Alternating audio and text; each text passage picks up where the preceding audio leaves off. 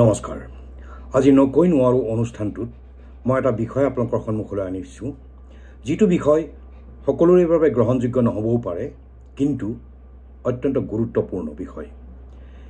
যিসকল চাকৰিয়াল, বিশেষকৈ তেওঁলোকৰ কাৰণে এই বিষয়টো অতি গুৰুত্বপূৰ্ণ। কালি কেন্দ্ৰীয় চৰকাৰে UPS অৰ্থাৎ ইউনিফাইড পেঞ্চন স্কিম বুলি এটি নতুন পেঞ্চন স্কিম ঘোষণা কৰিছে। এতিয়া কথা হ'ল কি, বহু কৰ্মচাৰীয়ে এই পেঞ্চন সম্পৰ্কে বহু কথাই নাজানে। পেঞ্চন পায় সেইটো ঠিক, আৰু আজিকালি দেশত মহিলা কৰ্মচাৰীৰ সংখ্যা যথেষ্ট। তাৰমানে কি, তেওঁলোক অতি মেধাৱী,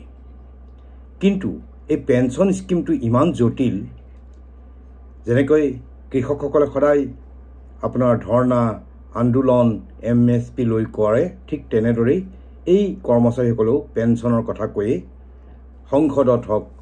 বা বাহিৰত হওক সদায় এটা পৰিৱেশৰ সৃষ্টি কৰে।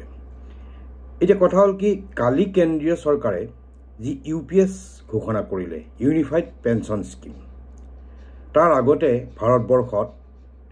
পেঞ্চন স্কিম কি আছিল? কাৰণ মই এই বিষয়টো অতি গুৰুত্বপূৰ্ণভাৱে এইকাৰণেই কৈছোঁ কৰ্মচাৰীৰ বাবে। এই পেঞ্চন স্কিম সম্পৰ্কে বা পেঞ্চন সম্পৰ্কে ক'বলৈ এটা 5 মিনিট বা 8 মিনিটৰ প্ৰগ্ৰেমত যথেষ্ট নহয়।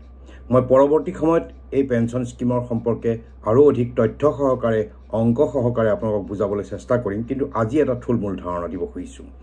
কথাটো হ'ল, ইয়াৰ আগতেও ভাৰতবৰ্ষত পেঞ্চন স্কিম আছিল, আৰু আপোনালোকে শুনিছে ৰাজ্য চৰকাৰ বহুতেই, যিসমূহ ৰাজ্যত BJP চৰকাৰ নাই, সেইসমূহ ৰাজ্যই দাবী কৰে আমাক অল্ড পেঞ্চন স্কিম লাগে। অল্ড পেঞ্চন স্কিম কি?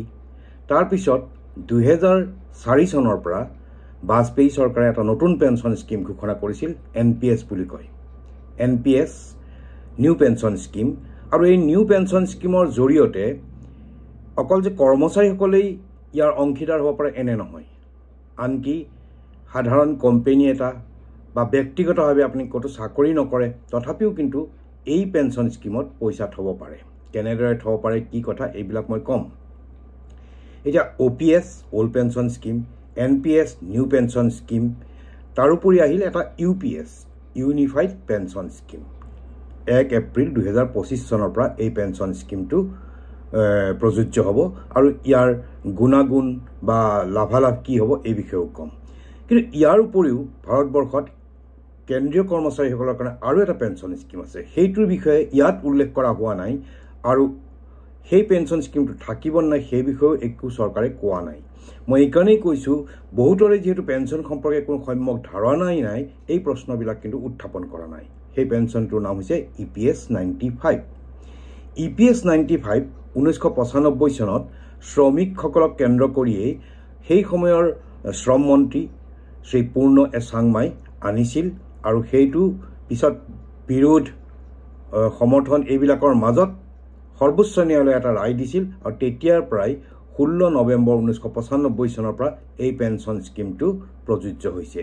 এইটোৰ জৰিয়তে যিসকলে 1971 চনৰ পৰা পেঞ্চন লৈ আছিল, সেই পেঞ্চন স্কিম যিসকলৰ আছিল, সেই সদস্যসকলেই পোনপটীয়াভাৱে 1995 চনৰ স্কিমত আহিব। কিন্তু কথা হ'ল, সেই স্কিমত যিসকল আহিছিল, সেইখিনি সময়ত কৰ্মচাৰীসকলৰ বৰঙণি 10% হওক 8% হওক, সেই বৰঙণিটো খুব কম আছিল, কাৰণ দৰমহা কম আছিল। দৰমহা যেতিয়া কম আছিল, তাত তেওঁলোকৰ বৰঙণি কম আছিল, আৰু যেতিয়া তেওঁলোক ৰিটায়াৰ্ড হ'ল, ধৰক 2007, 8, 9, 10 এনেকৈ ৰিটায়াৰ্ড হ'বলৈ ধৰিলে, তেতিয়া কিন্তু তেওঁলোকে পেঞ্চন অতি কম পালে। কম পালে মানে কোনোবাই 1400 টকা, 1500 টকা, কোনোবাই 1000 টকা, আনকি 19-20ত অৱসৰ লোৱা কৰ্মচাৰীয়েও মাত্ৰ 3000 টকাহে পালে সেই পেঞ্চন স্কিমটো। গতিকে সেইটো ভাল পেঞ্চন স্কিম বুলি ক'ব নোৱাৰি। কিন্তু যিটো সময়ত এই পেঞ্চন স্কিমটো প্ৰযোজ্য হৈছিল, সেইখিনি সময়ত বামপন্থীসকলে যথেষ্ট ইয়াক সমৰ্থন কৰিছিল চৰকাৰক। কিয়? এই কথাটোৰ উত্তৰ পাবলৈ হ'লে এটা কথাই বুজিব লাগিব, আচলতে এই পেঞ্চন স্কিমটো আছিল শ্ৰমিক শ্ৰেণীৰ বাবে, যোনে বিড়ি ফেক্টৰীত কাম কৰে, ঔষধ কোম্পানীত পেকেজিঙৰ কাম কৰে। সেই শ্ৰমিকসকলে পেঞ্চন পোৱাটো ডাঙৰ কাম, এনেকুৱা আছিল। কিন্তু পিছত সেই কথাবিলাক নুবুজাকৈ যেতিয়া কৰ্মচাৰীসকলেও ল'ব ধৰিছিল এই স্কিমটো, কিন্তু সৰ্বোচ্চ ন্যায়ালয়ৰ যেতিয়া ৰায় আহিল তেতিয়া তেওঁলোক পোনপটীয়াভাৱেই অট'মেটিক যাক কয় এই পেঞ্চন স্কিমৰ সংযুক্ত হৈ গ'ল। যিয়ে নহওক সেইটো পেঞ্চন স্কিমৰ কথা চৰকাৰে কোৱা নাই, সেইটো পিছত ক'ম। এতিয়া কথা হ'ল কি, অল্ড পেঞ্চন স্কিম যিটো আছে, যিবিলাক ৰাজ্য চৰকাৰে দাবী কৰে বিজেপি শাসন নথকা চৰকাৰবিলাকে যে আমাক অল্ড পেঞ্চন স্কিম লাগে, কৰ্মচাৰীসকলে কিমান বুজে কিমান নুবুজে সেইটো মই নাজানো, কিন্তু এইবিলাক গোটেই ঘটনাবিলাক গৈ ৰাজনৈতিককৰণ হৈ যায়। বহু বছৰ আগতে মোৰ মনত পৰে ৭৫-৭৭ চনৰ কথা। সেই সময়ৰ বামপন্থীসকলে দাবী কৰিছিল বিদ্যালয়সমূহত বিনামূলীয়াকৈ পাঠ্যপুথি প্ৰদান কৰিব লাগে। যেতিয়া জনতা চৰকাৰ আহিলে তেতিয়া জনতা চৰকাৰে বিনামূলীয়াকৈ পাঠ্যপুথি প্ৰদান কৰিলে বিদ্যালয়সমূহত। তেতিয়া কিন্তু সেই বামপন্থীসকলে সেই কথা পাহৰিলেই নেকি নাজানো, তাৰ বিৰোধিতা কৰিলে। গতিকে এনেকুৱা ঘটনা ৰাজনীতিত হৈ থাকে। এতিয়া অল্ড পেঞ্চন স্কিম যিসকলক লাগে, কালি যেতিয়া ইউনিফাইড পেঞ্চন স্কিম ঘোষণা কৰিলে তাৰপিছতো কিন্তু একাংশ ৰাজনৈতিক দলৰ নেতাই ক'বলৈ ধৰিছে এইবিলাক কোনো নহয়, এটা আভুৱা ভৰা কথা। সেইবিলাক কথা আমি বিশ্লেষণ নকৰোঁ। যিয়ে নহওক, এতিয়া অল্ড পেঞ্চন স্কিমৰ পিছত ২০০৪ চনৰ পৰা বাজপেয়ী চৰকাৰে এটা পেঞ্চন স্কিম আনিছিল, সেইটোক কৈছিল নিউ পেঞ্চন স্কিম, অৰ্থাৎ NPS। NPSৰ জৰিয়তে মই আগতেই কৈছোঁ যে অকল কৰ্মচাৰীয়ে যে ইয়াৰ অংশীদাৰ হ'ব পাৰে নহয়, আনকি ব্যক্তিগতভাৱেও আপুনিও যদি ভাবে মই 10% বা 1000 টকা জমা থওঁ বেংকত, তেতিয়াহ'লে চৰকাৰেও আপোনাক 1000 টকা দিব। এইটোৱেই আছিল NPSৰ মূল হেৰি। তাৰপিছত কৰ্মচাৰীসকলে যেতিয়া NPS ল'বলৈ তেওঁলোকৰ সিদ্ধান্ত ল'লে, তেতিয়া চৰকাৰে ক'লে যে তোমালোকে 10% দিবা আৰু আমি 14% দিম। কেন্দ্ৰীয় চৰকাৰৰ কৰ্মচাৰীৰ কথা মই কৈছোঁ। ৰাজহুৱা খণ্ডৰ যিবিলাক প্ৰতিষ্ঠান সেইবিলাকেও এই পেঞ্চনটো প্ৰৱৰ্তন কৰিছে অলপ সাল সলনি কৰি।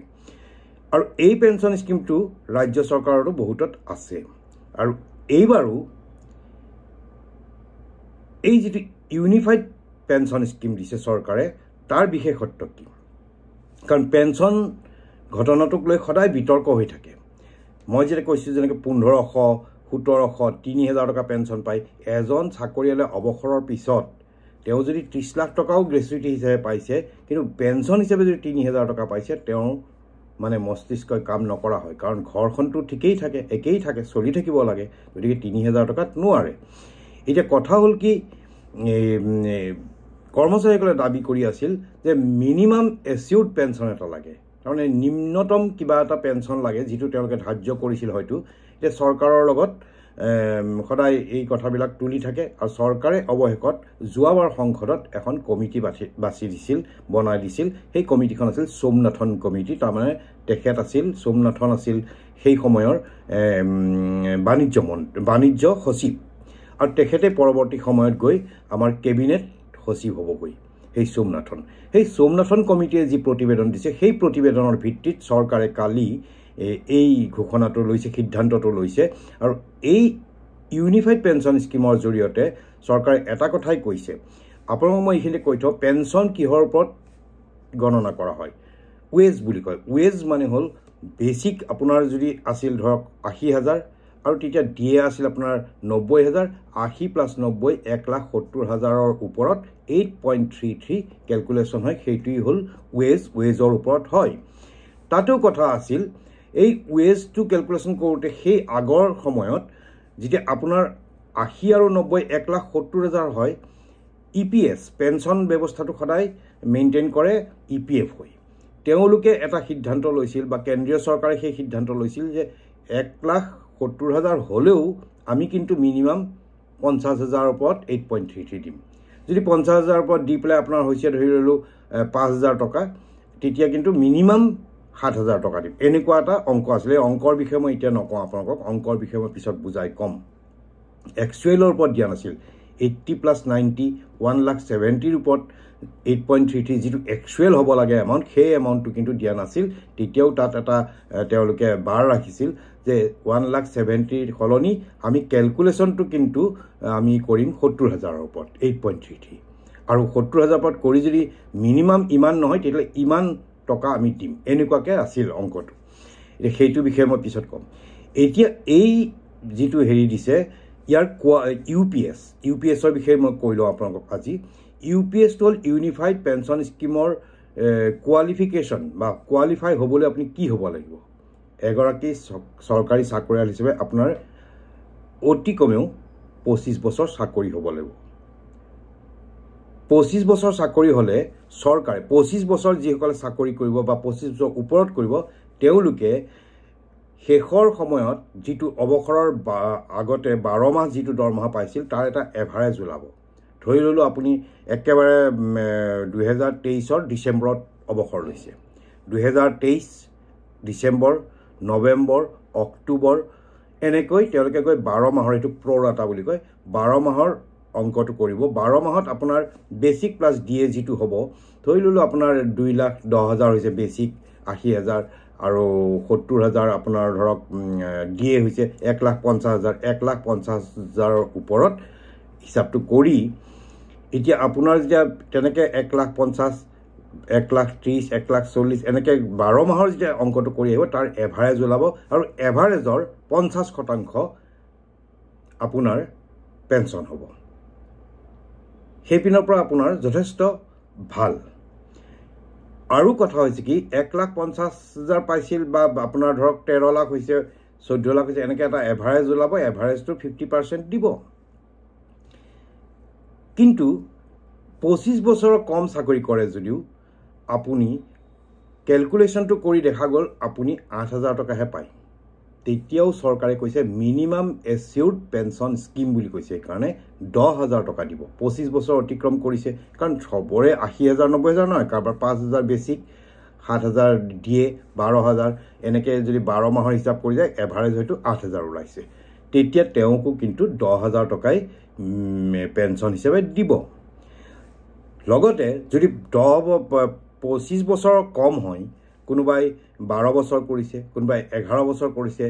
হেই যেটো মিনিমাম 10,000 কৈছে হেইটো কিন্তু আকৌ সৰকাৰ বস্তুটো বৰ চতুৰ বস্তু গতিকে এই 10,000 টো কিন্তু প্ৰপৰচনেটলি কমি আহিব কাৰণ আপুনি 25 বছৰ চাকৰি কৰাৰ পিছত যদি আপোনাৰ ধৰি ললো ক্যালকুলেশন কৰি পেনশন হ'ব লাগে 8,000 তেতিয়া আপোনাক 10,000 দিবই কিন্তু সেই 10,000 টোৰ যদি আপুনি 12 বছৰ কৰিছে বা 24 বছৰ কৰিছে তেতিয়া প্ৰপৰচনেটলি সেই হেৰিটো কমি যাব পেনশনটো অৰ্থাৎ 10,000 অৰ্থাৎ আপুনি 7,000 পাব পাৰে এইটো হল এটা কথা এক দুই নম্বৰ এই ইউনিফাইড পেনশন স্কিমৰ জৰিয়তে কৈছে কি যদি আপুনি চাকৰিয়ালজন অৱসৰৰ পিছত ঢুকাই যায় তেতিয়া হলে এতিয়াও এই সাৰ্কুলাৰখন কমপ্লিট আহা নাই যেতিয়া আহিব তাৰ বিষয়ে আলোচনা কৰিব পাৰিম কিন্তু যদি চাকৰিয়ালজন ঢুকাই যায় তেতিয়াও পৰিয়াল পেনশন বুলি কয় সেইটো 60% অৰ্থাৎ 10,000 যিজনে পাইছিল তেওঁ পাব 6,000 টকা পৰিবাৰে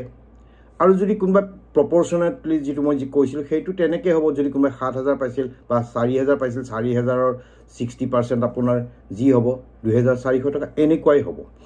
কিন্তু এই পেনশন স্কিমটোৰ এটা বিশেষত্ব আছে কি এইটো fully government funded pension scheme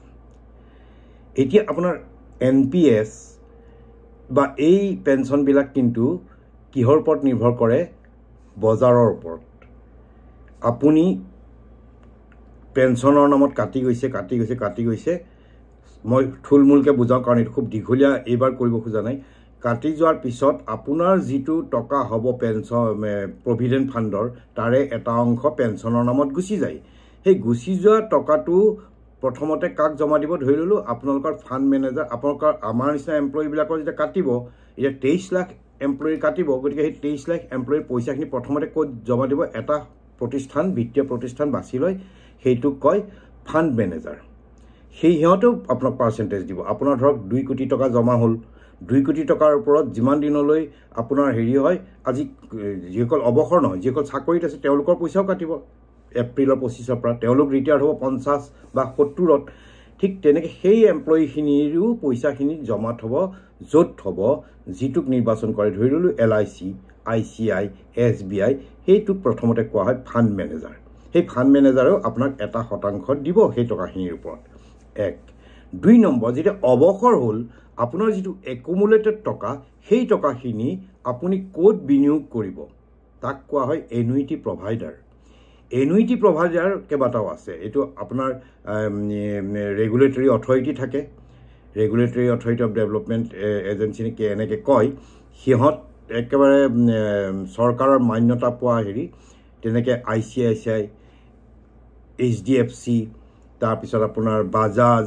এনেকুৱা কিছুমান থাকে তেওঁলোকৰ তাত আপুনি কোনটো কি পাৰ্চেণ্টেজ দিয়ে তাৰ ওপৰত বিনিয়োগ কৰিব বিনিয়োগ কৰিলে তাৰ ওপৰত তেওঁলোকে পেঞ্চন দিব এতিয়া পেঞ্চনৰ কেইবাটাও থাকিব আপুনি পেঞ্চন ল'ব পেঞ্চন আপোনাৰ মৃত্যুত আপুনি পেঞ্চন ল'ব আধা নে আপোনাৰ পৰিবাৰক যিখিনি একুমুলেটেড ধন আছে সেইখিনি দিব এনেকৈ অপশ্যন 6টা 7টা থাকে আপুনি যিটো অৱসৰ সময়ত বাছনি কৰে সেইমতে আপোনাক দিব এতিয়া কথা হ'ল কি সেই বস্তুবিলাক নিৰ্ভৰ কৰে বজাৰৰ ওপৰত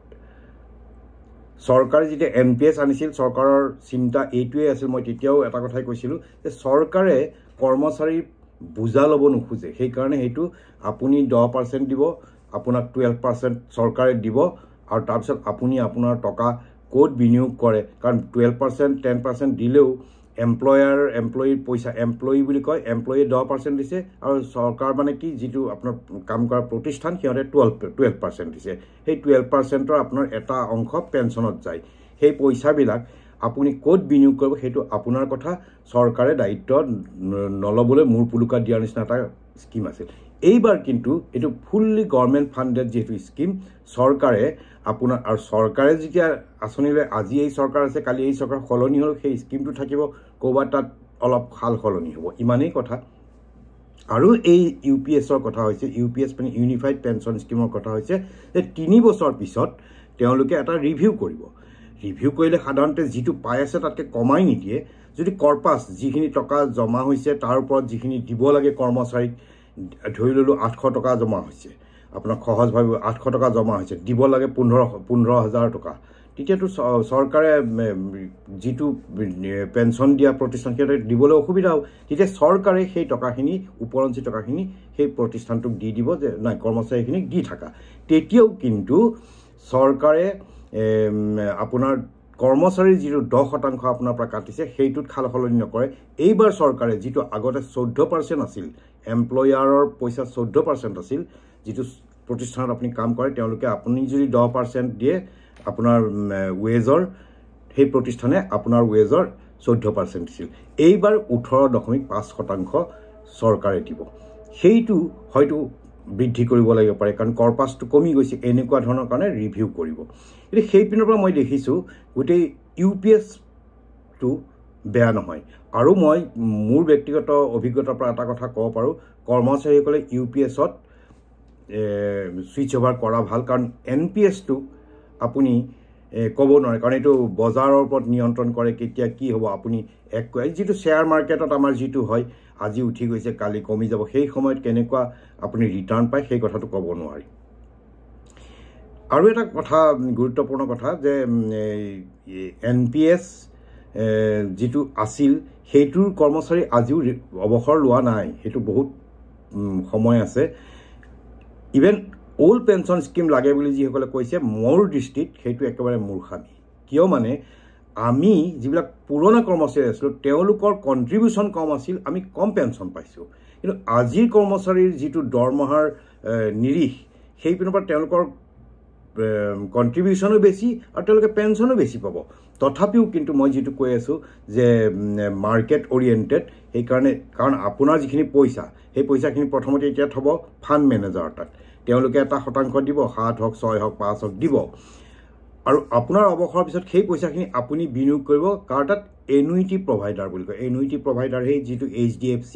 ICICI bank state bank of India তাৰ পিছত আপোনাৰ বাজাজ লিমিটেড এনেকুৱা ধৰণৰ প্ৰতিষ্ঠানবিলাক থাকিব আপুনি নিৰ্ণয় কৰিব তেওঁলোকৰ বজাৰ যিফালে হ'ব সেইমতে আপুনি পেনশন পাব তাৰ পৰা আপুনি 60% উলাই আনিব পাৰে সেইবিলাক ব্যৱস্থা আছে কিন্তু সম্পূৰ্ণ চৰকাৰ ফান্ডেড টকা এটা কেতিয়াও মৰণ নহয় সেই কাৰণে মই ভাবো UPS টো চৰকাৰে এটা ঐতিহাসিক সিদ্ধান্ত লৈছে কৰ্মচাৰীসকলৰ সমস্যাটো সমাধান কৰাৰ কাৰণে আৰু মই ভাবো আপোনাৰ তাৰোপৰি এটা চৰকাৰে কৰিছে চৰকাৰ বস্তুটো মই আকৌটো কৈছো আমি গ্ৰেচুইটি পাওঁ এতিয়া চৰকাৰৰ গ্ৰেচুইটি আপুনি অৱসৰৰ পিছত পেনশন পাব প্ৰভিডেন্ট ফাণ্ডৰ পইচা পাব তাৰ পিছত আপুনি এটা গ্ৰেচুইটি পায় সেই গ্ৰেচুইটিটো এতিয়া কেন্দ্ৰীয় চৰকাৰৰ 25 লাখ হৈছে এতিয়া চৰকাৰে কৈছে তোমাৰ 6 মাহৰ যিটো হেৰি হ'ব এই 6 মাহৰ স্যালাৰি ওয়েজ তাৰমানে বেসিক প্লাস ডিএ তোমাক সেইটো আমি লামসাম হিচাপে দিম তাৰমানে আপোনাৰ ধৰক বেসিক হৈছে 90000 ডিএ হৈছে 1,20,000 সেইখিনি সময়ত 1,20,000 প্লাস 90 2,10,000 2,06,000 ইনটু যদি কৰে আপনি 1,20,000 তেতিয়াহলে আপোনাৰ হয়তো হ'ব 12 লাখ টকা কিন্তু এতিয়া 25 লাখ টকা দি আছে গতিকে এই কথাবিলাক যদি কৰ্মচাৰীয়ে বুজি নাপায় তেতিয়া কিন্তু দিগদাৰ এতিয়া আপুনি 25 লাখ পাই আছে তেতিয়া হয়তো আপোনাৰ 2.5 লাখ হলেও 6 মাহৰ দিব কিমান পাব 2,612 আৰু 5,630 12.5 লাখ পালে গতিকে এই কথাবিলাক খুব সুন্দৰভাৱে বিশ্লেষণ কৰি সকলোৱে সিদ্ধান্ত ল'ব লাগে এনপিএছ দৰকাৰ প্ৰয়োজন হলে এক্সপাৰ্টৰ লগত কথা পাতিব লাগে মই ভাবো আৰু ওয়েজ কি বেসিক কি স্যালাৰি কি এই কথাবিলাক বুজি পাব লাগে কিন্তু কেন্দ্ৰীয় চৰকাৰে আৰু এটা কথা কৈছে আপোনাৰ এই পেনশন যেটো পাব তাৰ লগত ডিএ টো যোগ হয় আপোনালোকে জানে এইবাৰ ডিএ বুলি কোৱা নাই ডিয়াৰনেছ ৰিলিফ ডিএ যদি আপোনাৰ ধৰি লল এইবিলাকতে চৰকাৰৰ চতুৰামি থাকে এহাতে দিয়ে এহাতে নিয়ে ডিএ যদি আপোনাৰ বেসিক যদি আপোনাৰ 80,000 ডিএ সেইখিনি সময়ত গৈ 100 কিমান % হৈ যাব তেতিয়া আপোনাৰ কি হ'ব 80 90 70 1,70,000 হল চৰকাৰে হিকাৰণে ডিএ টো কিন্তু সমানে নিদিয়ে কৈছে ডিআৰ ডিয়াৰনেছ ৰিলিফ তাৰ মানে 90,000 যদি হয় আপোনাক ক'ব কি বলে নহয় তোমালোকক আমি 45,000 দিম ডিএ টো তেতিয়া 45,000 টো তেওঁলোকে লাভ পাই গল না গতিকে চৰকাৰৰ নীতিবিলাক তেনেকুৱা হয় চৰকাৰত বহুতো ভাৰতীয় প্ৰশাসনিক সেৱাৰ বিষয়া থাকে তেওঁলোকে জানে এহাতে দিবা এহাতে লবা এই কথাবিলাক তেওঁলোকে জানে কিন্তু আমাৰ কৰ্মচাৰীয়ে বহু কথা নাজানে গতিকে মই ভাবো এই অনুষ্ঠানটোৰ জৰিয়তে আপোনাক মই কিছু পৰিমাণে বুজাব পাৰিছো আৰু আপোনাক পৰৱৰ্তী সময়ত মই প্ৰয়োজন হলে অংকৰে সৈতে এই পেনশন স্কিমৰ সৈতে বুজাই দিম কাৰণ এইটো এটা কি হয় আপোনাৰ পাঠশালাৰ দৰে বুজাবলগা কথা এইটো এনেকে কথা কলে আসলতে বুজি নাপায় কাৰণ মই আগতে কৈছো আপোনাৰ বেসিক প্লাস ডিএ মানে 1,70,000 হৈছে কিন্তু চৰকাৰে সিদ্ধান্ত লৈছিল 1,70,000 নহয় আমি 90,000 ওপৰতে 8.33 দিম এইবিলাক বহু ধৰণৰ কথা থাকে 90,000 ওপৰত দিম ডিউটি যদি আপোনাৰ হৈছে 5,000 আমি কিন্তু মিনিমাম 5,500 দিম এনেকে কৈ পেলাই চৰকাৰে ভাবিছিল আৰু ওল্ড পেনশন স্কিমত এমপ্লয়ি কোনো কন্ট্ৰিবিউশন নাছিল সাধাৰণতে আমি কন্ট্ৰিবিউট কৰিব নালাগা বিলাকত ভাল পাওঁ কিন্তু যেতিয়া অবসৰ হ'ব যেতিয়া পেনশন নাপায় আপুনি যে অবসৰ আপুনি কন্ট্ৰিবিউট কৰা নাছিল গতিকে পেনশনো কম পাইছে তেতিয়া কিন্তু ঘৰখন চলাত বহুত অসুবিধা হয় গতিকে চাকৰিৰ অবসৰৰ পিছত আজি আমাৰ যিবিলাক সমস্যা আপোনালোকে 50 চনত অবসৰ কৰিলেও সেই সমস্যাই হ'ব গতিকে পেনশন লাগেই কিন্তু কোনটো পেনশন ল'ব সেইটোৰ উচিত সিদ্ধান্ত ল'ব আজিলৈ ইমানেই নমস্কাৰ শুভৰাত্ৰি